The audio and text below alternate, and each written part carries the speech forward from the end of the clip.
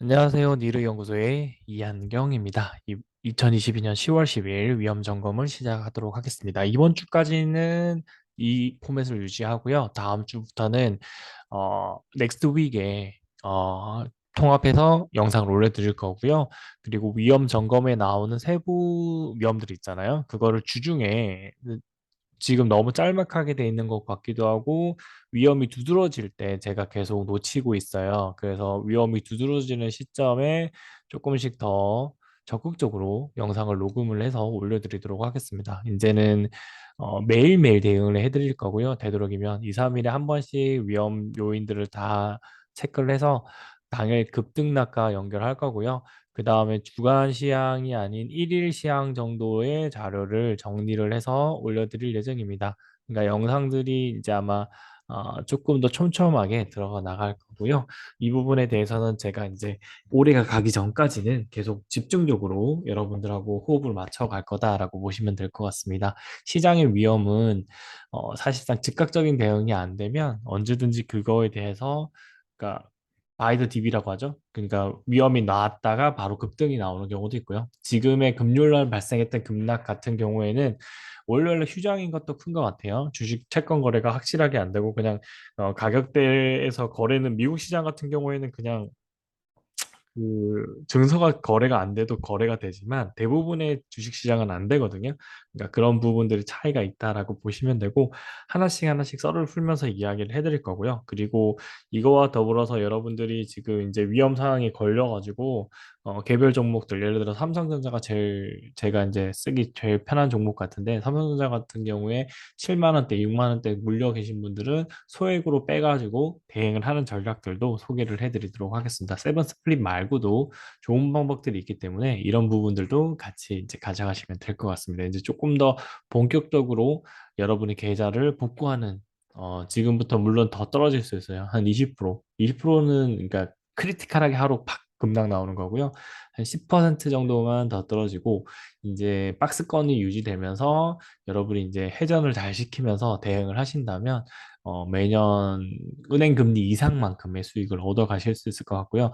그리고 나는 5%를 원하신다고 하면 지금 이제 시중금리가 5%잖아요. 그러면 솔직히 말씀드리면 주식시장에 대한 투자는 거의 제로로 하시고 그냥 은행에 맡기시고 그냥 1년 동안 은 신경 안 쓰시는 게 더 낫습니다. 이거는 저한테는 부정적인 내용일 수도 있겠죠. 그렇지만 은행의 고금리 상품 4%에서 5% 상품을 찾으셔가지고 1년에 정도씩 짧게 짧게 대응해 주시면 될 것 같아요. 그러면은 세금이 띄운다 해도 한 4%는 나오니까 지금 시장에서 4%는 그리 지금 뭐 힘들게 시장 대응하지 않으면서도 수익을 낼 수 있다. 그렇게 봐주시면 됩니다.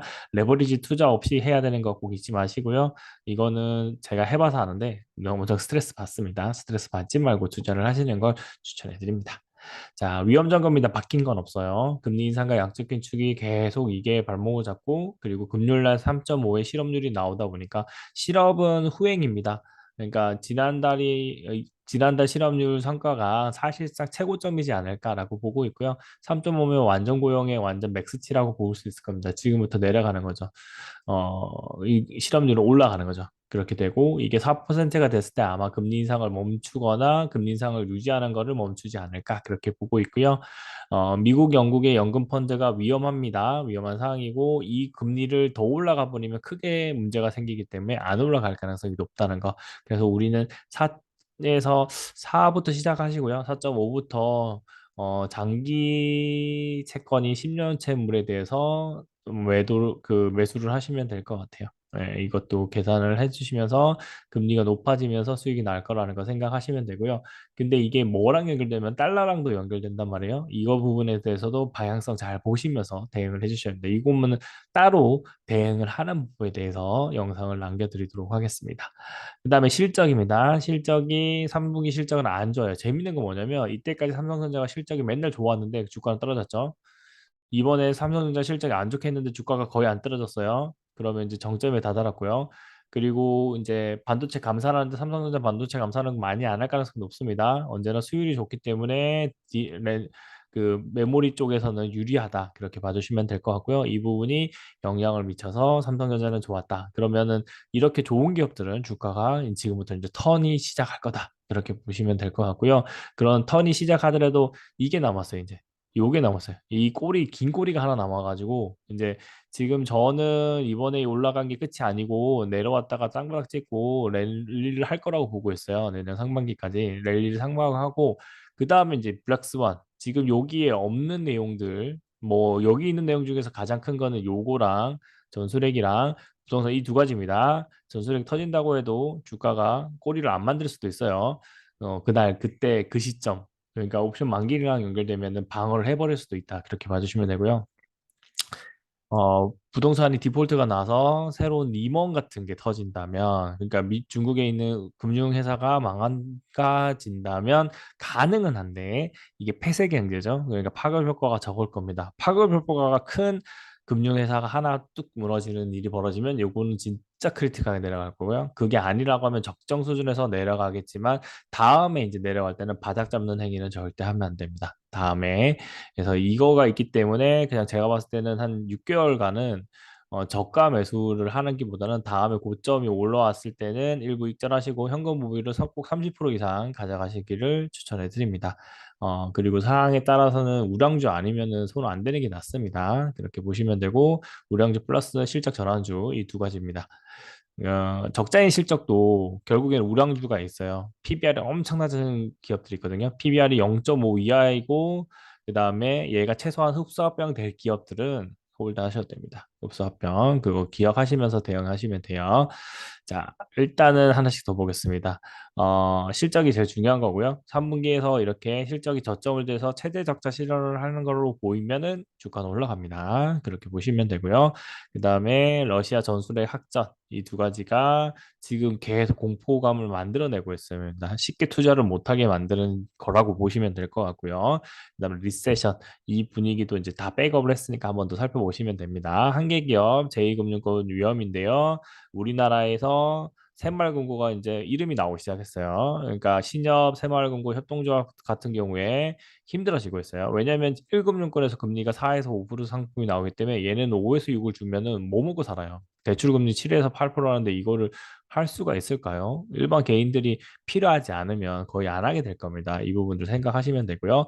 신흥국 신흥위험은 인플레이션과 금리 인상 리스크 이 두 가지가 영향을 미칠 것 같은데 크게 무리는 없기 때문에 CDS만 보는 형태로 살펴본다라고 보시면 될 것 같습니다. 생각 외로 동남아 국가들은 물동량이 그대로 늘고 있어요. 그러니까 코로나 때문에 물동량이 줄었던 게 다시 올라가고 있거든요. 그러면 결국에는 여기가 위험하기보다 유럽, 일본, 영국 그쪽이 더 위험하다. 중국까지 포함해서요. 그런 것들 생각해 주시면 됩니다. 중국 부동산 문제도 더 불거졌기 때문에 하나씩 살펴보도록 하겠습니다. 전반적인 위험 점검은 다음 주부터는 요 한 장의 시트를 넥스트 윅에서 같이 이제 살펴보는 방식으로 할 거고요. 위험 하나를 영상을 그러니까 한 번 올려놓고 계속 보고 이게 백업이 되면 수정해서 한 번 더 올려주는 그런 방식으로 대응을 해드리겠습니다. 양적 긴축입니다. 0.75pp가 이렇게 올라가 버렸어요. 지난주까지만 해도 여기였거든요. 근데 이번에 실업률 3.5 나오니까 0.75 해도 되겠네 하면서 올라가 버리고 주가는 박살이 난 겁니다. 근데 월요일 쉬는 것도 의미가 있어요. 콜럼버스 데이라서 쉬는 게 있거든요. 근데 거래는 됩니다. 이게 신기하게도. 자, 보시면은 여기 있는 거 채권 금리가 다 높아졌죠? 다 높아졌고요.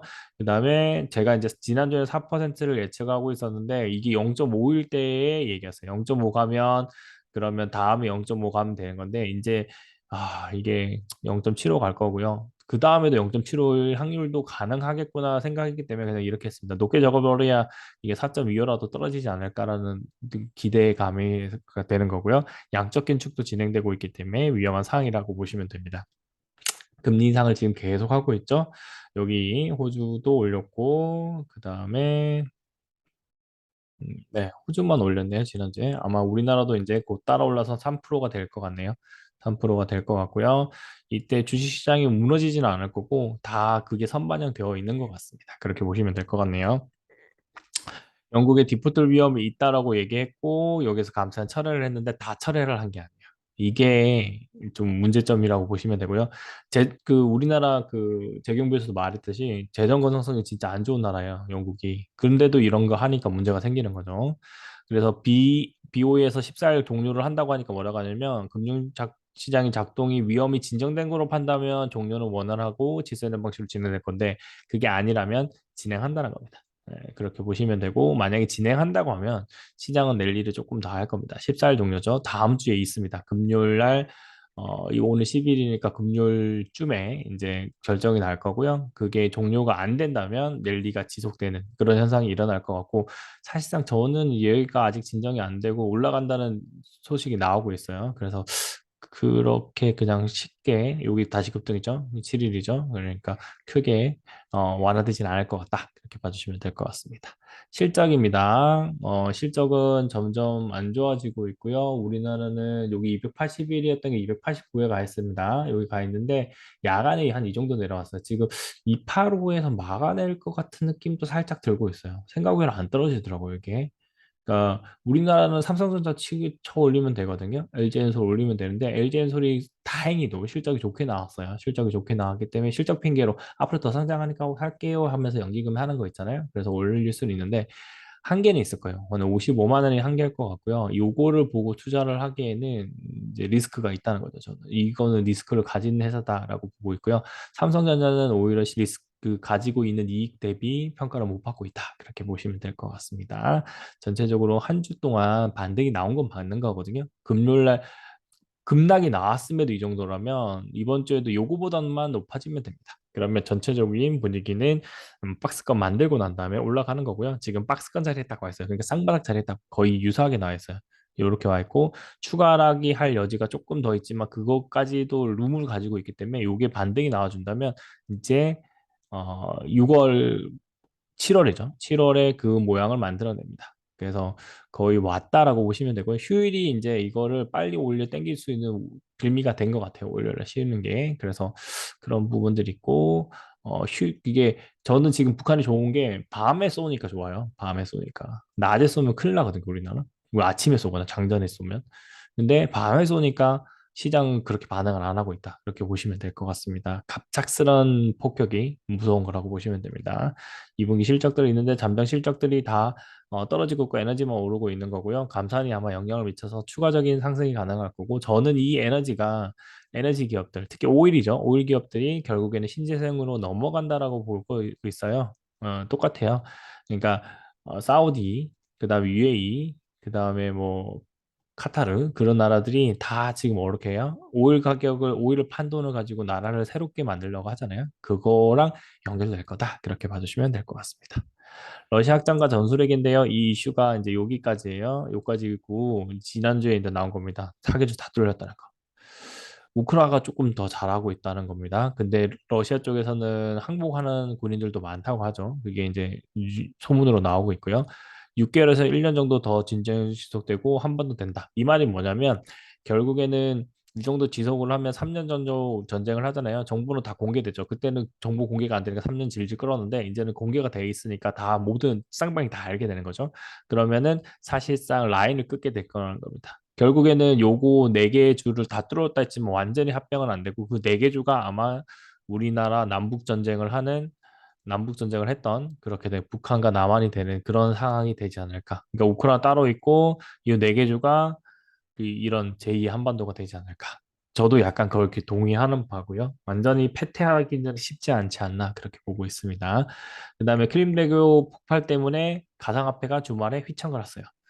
왜냐면 핵 위험이 늘어나니까. 근데 핵이 전술핵을 쓰더라도 가상화폐는 또 올라가는 거 아니냐 그렇게 생각을 하고 있고요. 그다음에 리플 같은 경우에는 750원까지 다시 올라왔습니다. 그러면 리플은 아마 이번에 급락에서도 다 회복을 했죠. 실제로 리플을 계속 말씀을 드렸었는데 시장이 다 무너지니까 힘들었죠. 이더리움은 지난 고점에서 저는 잘 팔았었고요. 이번에는 이제 매집을 다시 시작을 하고 있어요. 지금 가격부터 리플하고 이더리움.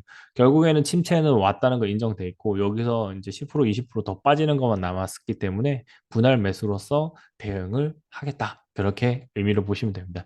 리플도 제가 비중을 조금 높여가지고 800원대로 평단을 낮춰놔 있는 상태예요. 이게 저는 1200원대부터 투자를 했고 나눠서 들어갔던 거니까 800원 위로 올라가면은 일부는 해소할 겁니다. 현금이 필요하다고는 생각하고 있거든요. 현금을 보유하면서 가상화폐도 동일하게 현물로서만 투자를 하고 있습니다. 선물 투자는 공개를 안 할 거고요. 선물 투자는 그냥 저도 아직 학습을 하고 있는 단계고, 선물 투자는 그냥 시간 내에 거래가 필요한 거죠. 마진콜 같은 게 터지기 때문에.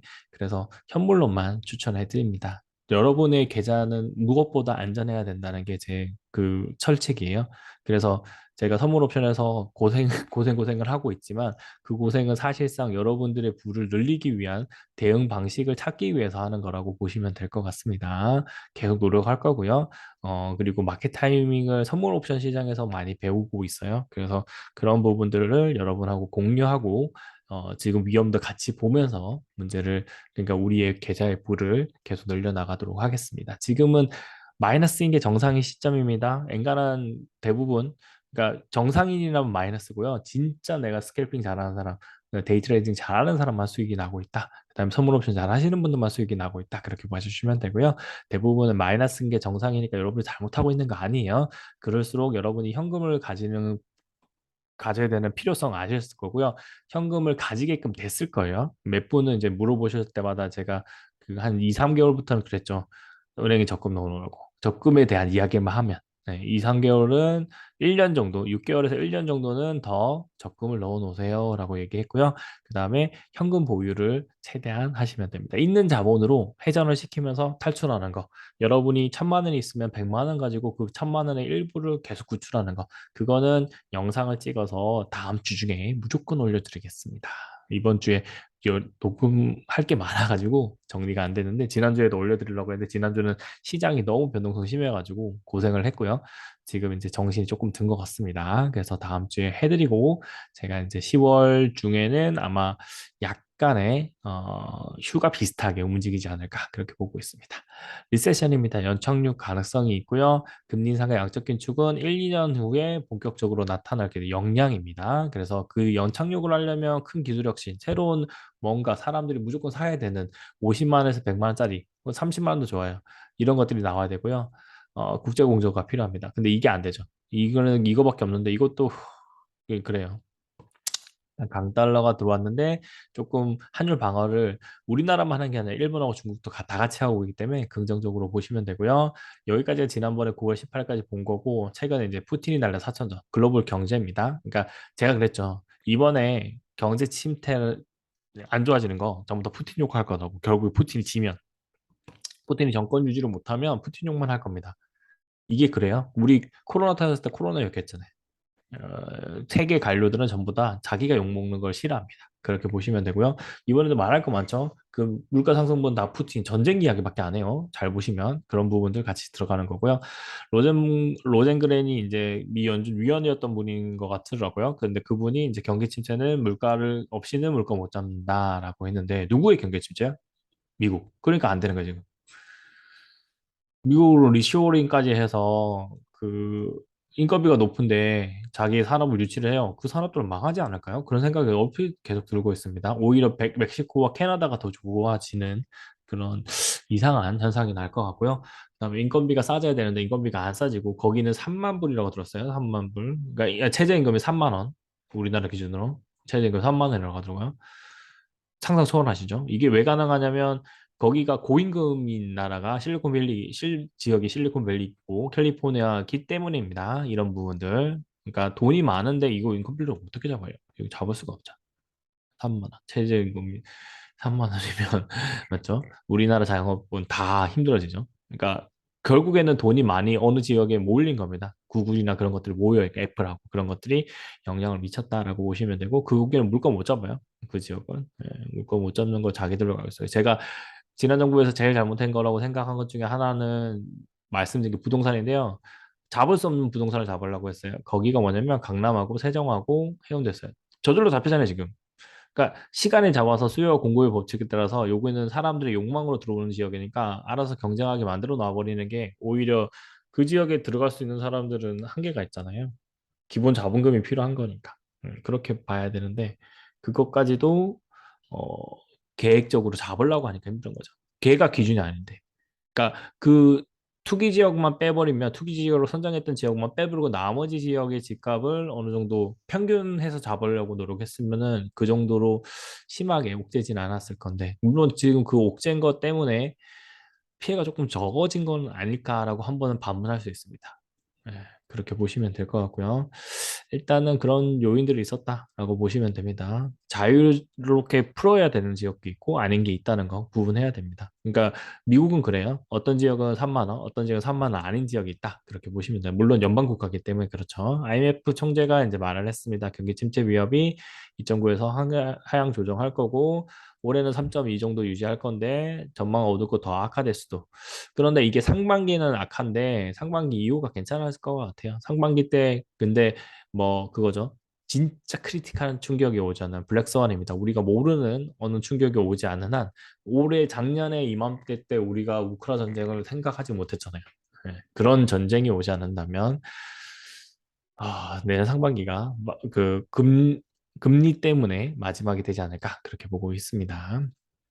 한계 기업입니다. 한계 기업이 요 부분 밑에 겁니다. 이만큼이 이제 지난 자료인데요. 여기 이제 높아졌다는 거, 그거 얘기하는 거고, 여기 있는 한계 기업들이 무너질 때가 조심해야 되기 때문에 기업하시는 분들은 현금 보유가 중요한 거고요. 그다음에 프로젝트 파이낸스 때문에 새마을금고 위험해진다라는 뉴스가 나왔습니다. 근데 이 비율이 낮아요.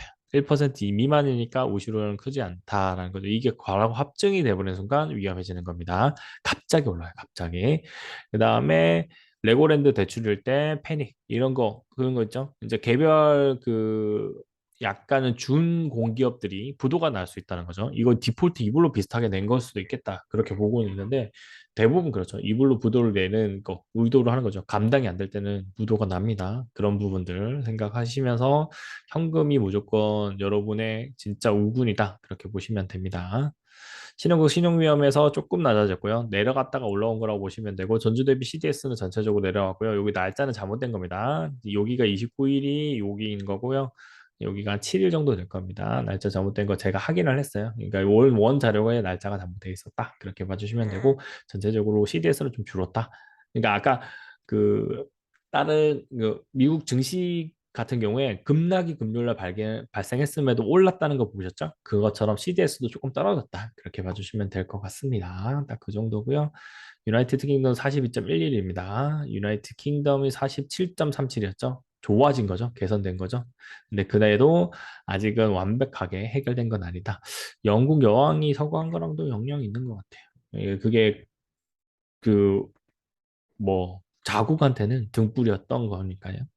이게 있다라고 보시면 될 것 같고, 자, 그 다음에 터키가 이제 조금 들었죠. 제일 위험한 나라 터키입니다. 한계 국가이기 때문에 터키를 언제나 보고 있고, 우리나라 지금 CGV 힘든 이유가 터키의 은행 여행 그 영화사를 극장을 하는 거죠. 그래서 힘들다 이렇게 보시면 되고, 얘가 내려오면 내려올수록 긍정적이다 이렇게 봐주시면 될 것 같습니다. 이 부분이 있고요. 이번에 위험이 끝나야만 터키도 정상화가 될 거예요. 그렇게 봐주시면 됩니다. 중국 부동산입니다. 중국 부동산도 베이징 이거까지 보셨어요. 여기까지고요. 이제 부동산이 요거 집담한 집 위만 위에 있었던 거예요. 위에서 있었던 내용을 조금 더 부각을 시켜서 이게 제 위험처럼 보이지만 실제적으로 이 위험은 계속 상존하고 있었고 알고 있어요. 이 일경이라는 걸 알고 있었거든요.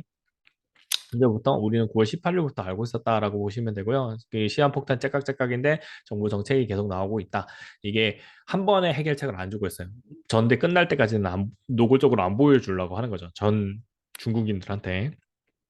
그래서 시진핑 연임하고 난 다음에 들어간데 3연임을 하면 거의 독재로 간다고 보고 있거든요. 우리는. 그래서 미국도 2연임밖에 안 시키잖아요. 그 이유가 있는 거예요. 이게 고착화가 되거든요. 고인물이 생겨요. 고인물이 없는 게 좋은 거거든요.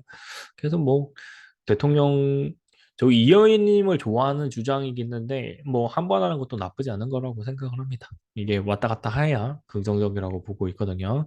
자, 그다음에 여기 있는 거 홍콩 국부 리카싱인데 이분은 시진핑이 집권할 때부터 이 연임을 생각하셨나 봐요. 계속 팔았대요. 계속. 그다음에 영국이 브렉시트 하자마자 영국 것도 계속 팔았대요. 그러니까 이게 중국 거 판 거 영국 갔다가 영국이 브렉시트 하기 전까지 수익 내고 팔고 나오고 그런 식으로 갔다라고 보시면 됩니다. 최근에 이걸 팔았다는 거예요. 제가 봤을 때 다음에 원래 부동산이 무너지면은 부동산이 문제가 아닙니다. 결국에는 금융권이 문제입니다. 네. 그래서 중국에 있는 은행이 부도가 나고 이거를 구제금융이 들어간다라는 이야기가 나오면 무슨 말이냐면 부동산에 투기되어 있던 일경의 자본 중에 많은 몇천조가 박살난다는 겁니다. 죽는 소리 난다는 거죠. 그럼 죽는 소리 나면 결국에는 은행 중에 한두 개를 날려버릴 가능성이 있습니다. 이게 결국에 뭐예요? 리만 브라더스입니다. 그 부분이 있다는 거 생각하시면 되고 이것도 블랙스완처럼 생각하시면 되고 이미 주가에도 반영돼 있기 때문에 주가가 떨어지는 건 10에서 20%인 것 같고요. 그 대신 이제 그게 순식간에 왔다 가는 거기 때문에 이렇게 되는 거죠. 이번 달일 수도 있는데 이번 달에 안 터질 거예요. 연임 되자마자 터져버리면 시진핑 물러나야 될걸요.